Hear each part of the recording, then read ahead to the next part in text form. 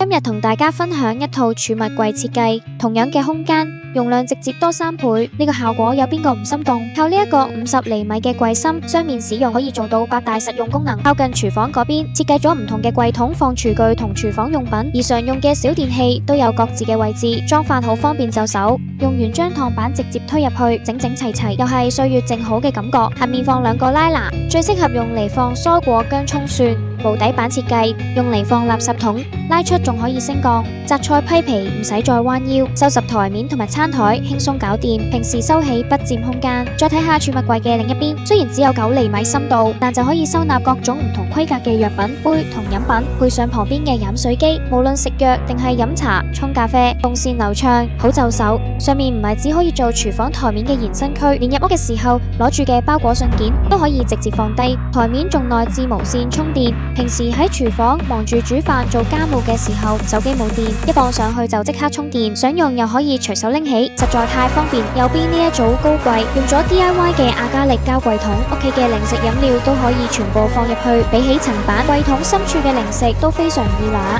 下面仲設計咗墊腳箱，又可以儲物，又可以企上去攞高位置嘅物品。我哋可以訂做嘅當然唔係指呢個櫃，仲有多功能鞋櫃、玄關櫃、浴室鏡櫃、抬高式洗衣機櫃等等。今次先分享到呢度，記得繼續留意我哋嘅更新啊！